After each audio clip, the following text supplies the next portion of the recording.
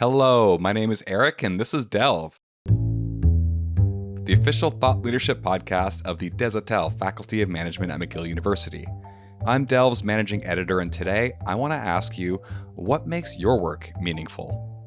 People who are more engaged or have a greater sense of meaning actually are more productive. And not just in a simplistic productivity sense of, screwing bolts in on an assembly line, but actually productive in the sense of a kind of almost a Toyota assembly method where they take ownership of the machine that they're using and they think about how to improve the process. And they go beyond this sense of I'm just a cog in a wheel, but actually I am part of a wheel that has some sense of togetherness, of belonging that comes with it. So that was Mike Ross. He's a former corporate lawyer and a current Transformational Leadership Advisor at the Swiss consultancy Egon Zehnder. He's also a graduate of our MBA program here at McGill, and he's currently studying the meaning of work in his PhD at Concordia University. So today we have a very special conversation in store for you. Mike used to study with my editor-in-chief, Professor Saku Mantere, and they recently decided to catch up and have a conversation about meaningful work. So of course, we did what everyone does when two friends reunite, we recorded it. So Mike talks about his journey from corporate law to leadership development, how his search for meaning led to that career shift, and he shares insights on how you can identify and do the work that's meaningful to you. So all right, let's delve into today's conversation with Mike Ross and Professor Saku Mantere.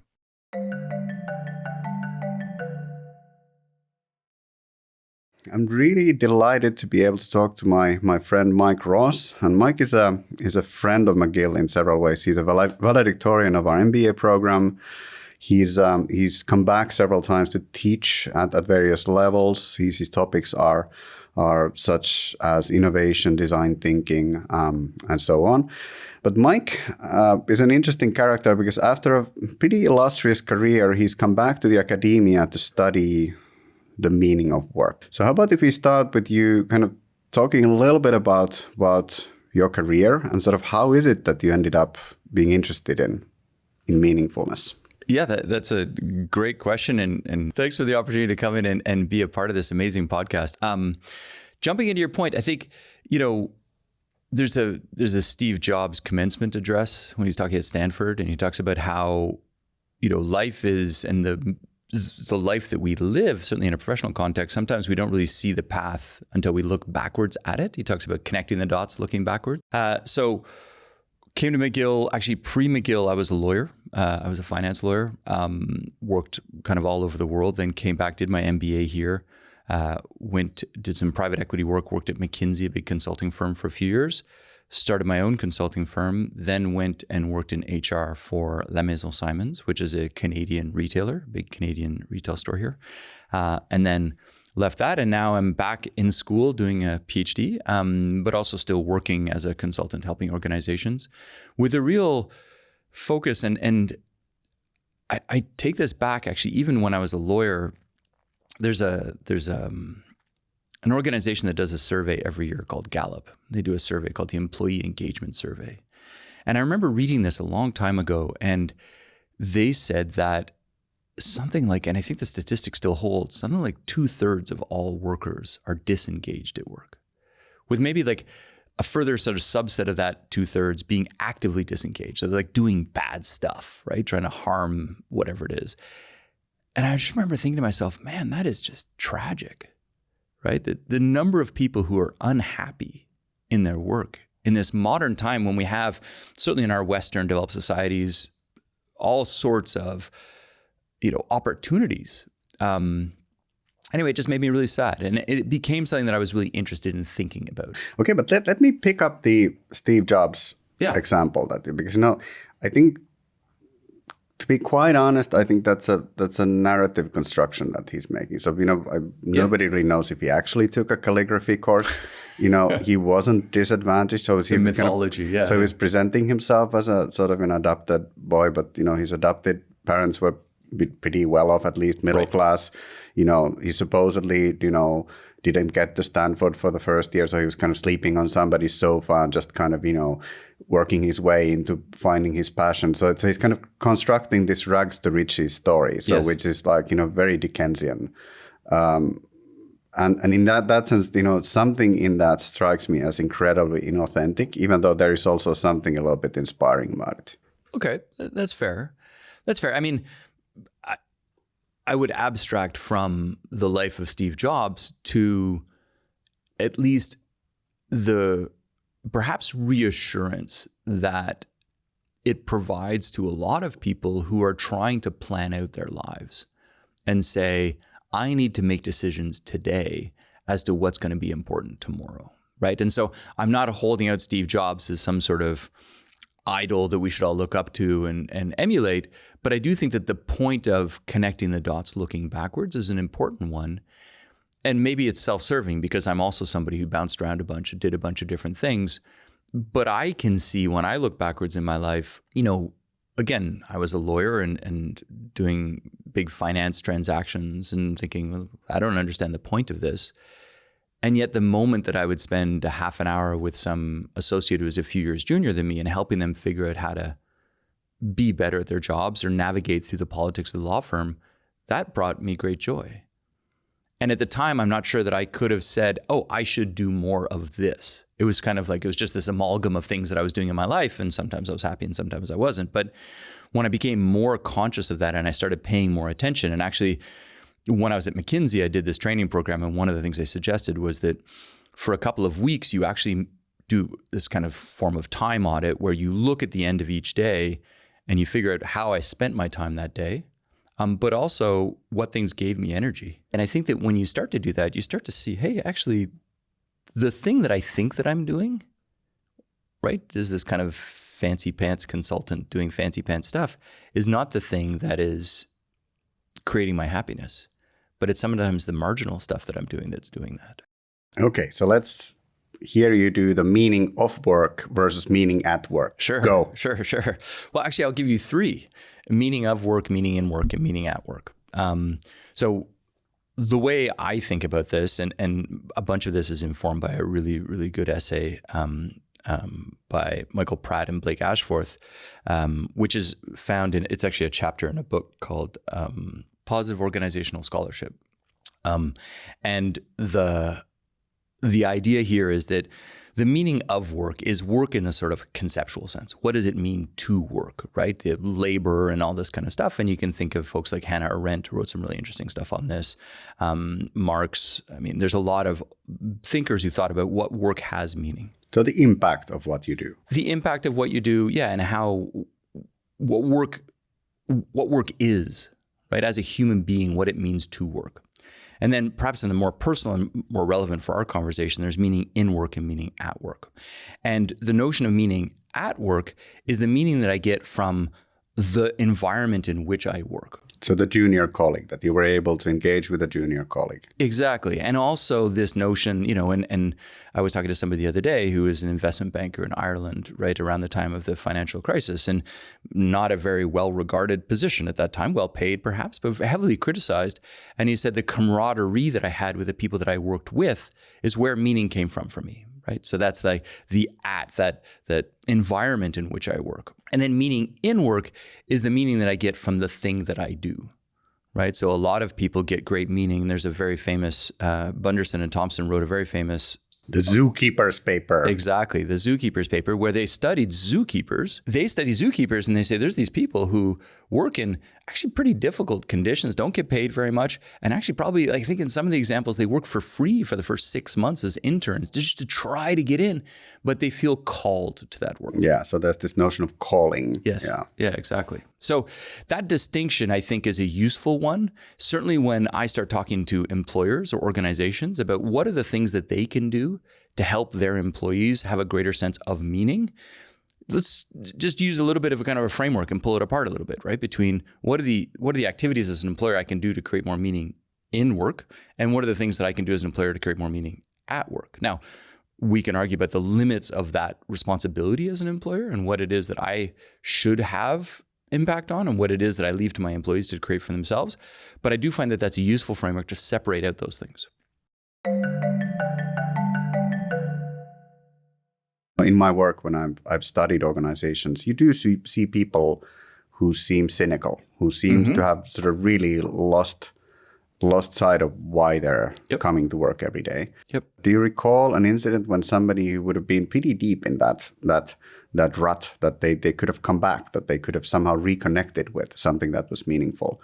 Yeah, absolutely. I mean, I think that, not to kind of keep talking about myself, but I can use myself as an example Sure. of that, right? That this, I'm a finance lawyer living in New York, and then I was in London for a while, Boston, fancy pants, big billion-dollar deals, right? Writing 200, 300-page credit agreements and thinking, what am I doing with my life, right? Like the kind of, David Graeber wrote a really fun book called Bullshit Jobs. Yeah, right? I read that, yeah. And he actually uses corporate lawyers as an example of a job that has no inherent meaning, right? Apologies to all my corporate finance lawyer friends out there. But I think that in that then, so I have that experience of a sense of meaninglessness, of purposelessness. And then I discover that there's all these young associates who need help.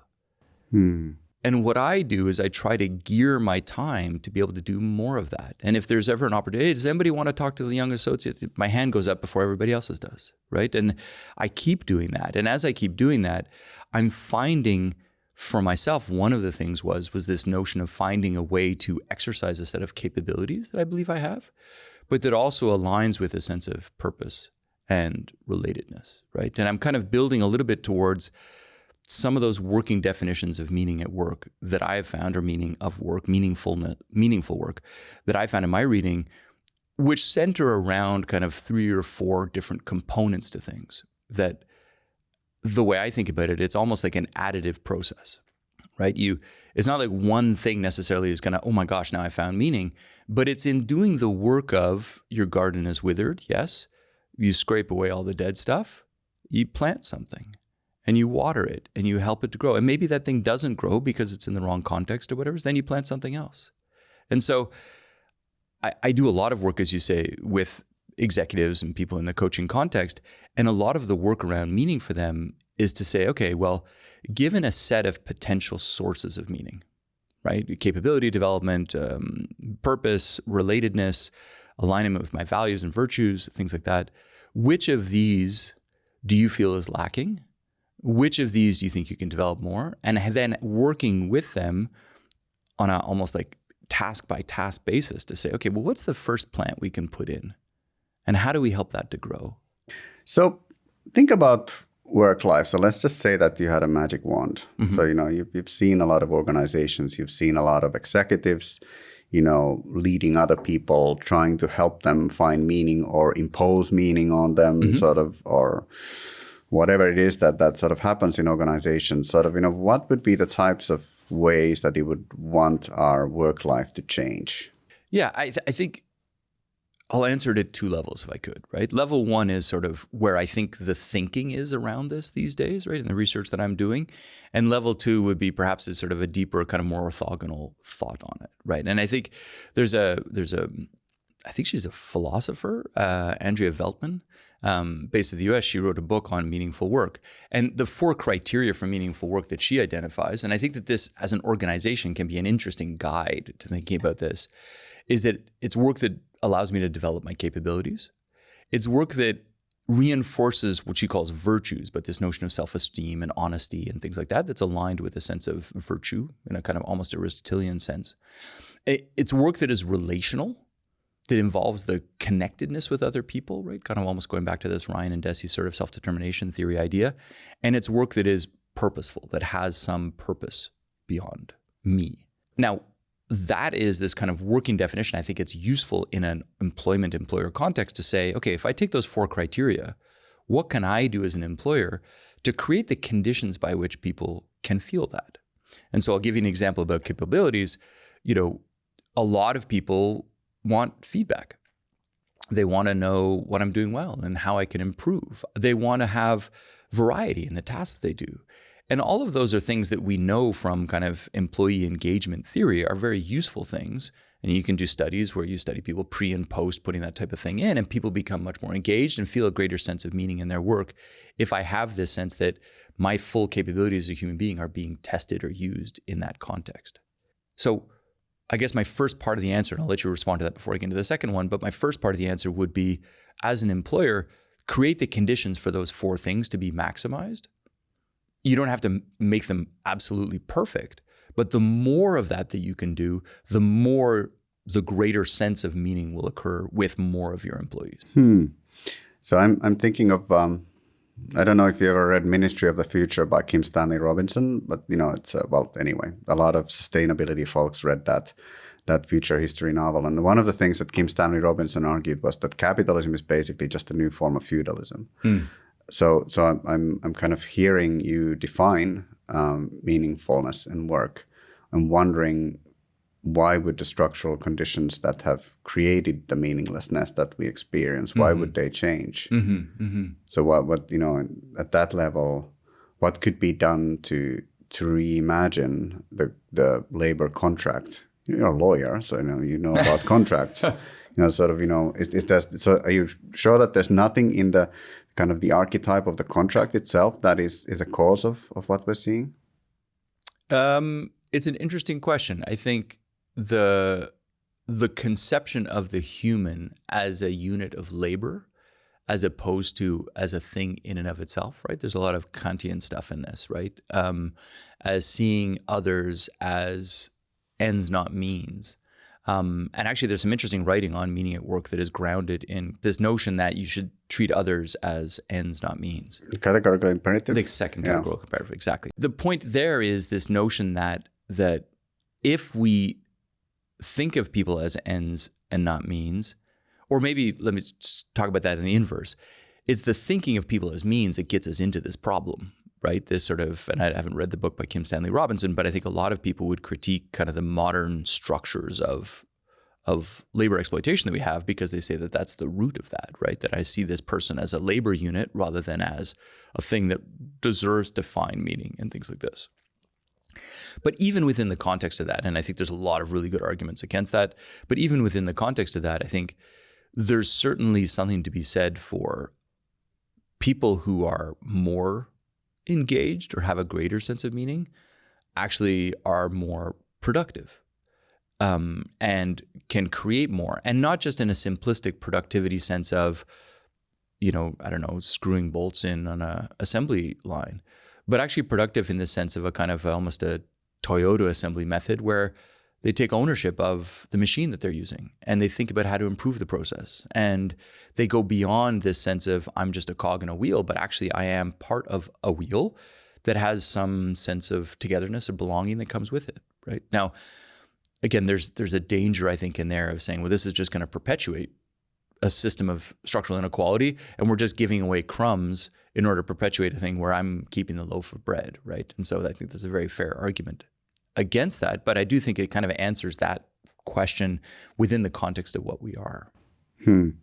Yeah, one could say that use productivity as an argument to promote the category imperative is basically a contradiction. Yes, fair enough. So what you should actually do is to forget about sort of productivity and sort of focus more on relationality. Yeah, yes, I totally agree. I think that perhaps the two flow together if we assume that part of to be a human is to be productive, right? This notion that we have this kind of inherent drive to build or create or do stuff, that my maximization of your ability to do that is in a way also a maximization of meaning for you. It's fascinating. I think I'm going to conclude with a future question. Okay. So one scenario that obviously has been floated around a lot is this notion that AI is going to create these possibilities to automate away a lot of work, and human ingenuity can't keep up. So, most people will be out of a job. Yeah. Is work something that, and human labor is something that we should fight for? Yeah, from a personal perspective, I think we have to be very thoughtful about how we define the word work, right? I think often in a lot of writing, people are a little bit loose with it. And in many ways, it's often defined as kind of paid labor, right? So effort that I get some form of income for. But I prefer a much more expansive definition, which kind of builds on an Alfred Marshall idea that that work is the exertion of body or mind, partly or wholly, with the goal of securing some good beyond pleasure derived from the work itself. So the sense of being that there's some effort that I'm putting in, right? A classic kind of physics definition of work, right? There's effort. It's effort towards a goal. Now, the original Marshall quote includes income. Let's take that out of there and say some good.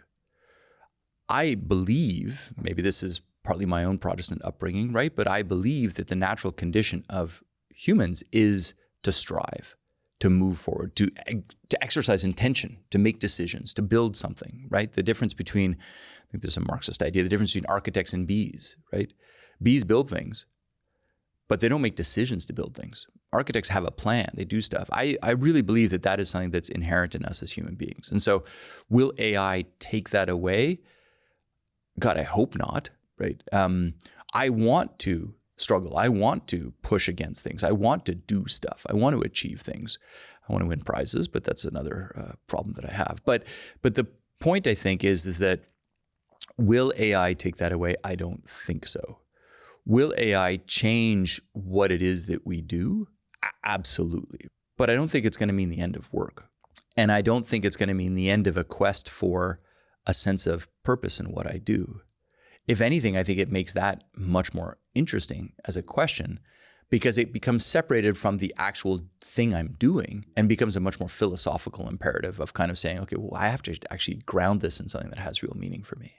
Mike Ross, thank you very much for joining the Delve podcast. Thank you so much for having me.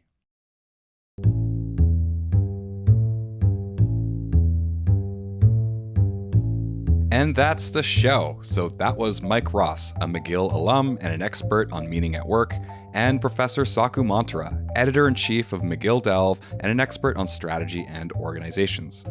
Thank you so much for such a meaningful conversation. So if you want more great thought leadership content like this, don't forget to sign up to our newsletter. We're going to send you the latest insights, research, and boundary-pushing ideas from the experts at the Desautels Faculty of Management. If that sounds good to you, sign up at delve.mcgill.ca. So that's delve.mcgill.ca. So Delve is the official thought leadership platform of the Desautels Faculty of Management at McGill University. Professor Saku Mantere is our editor-in-chief. He also produced all the original music. My name is Eric DeCare. I'm Delve's managing editor, and I produced this episode. So don't forget to subscribe to our podcast so you catch all of our next episodes. And in the meantime, be safe, be well, and we'll see you soon.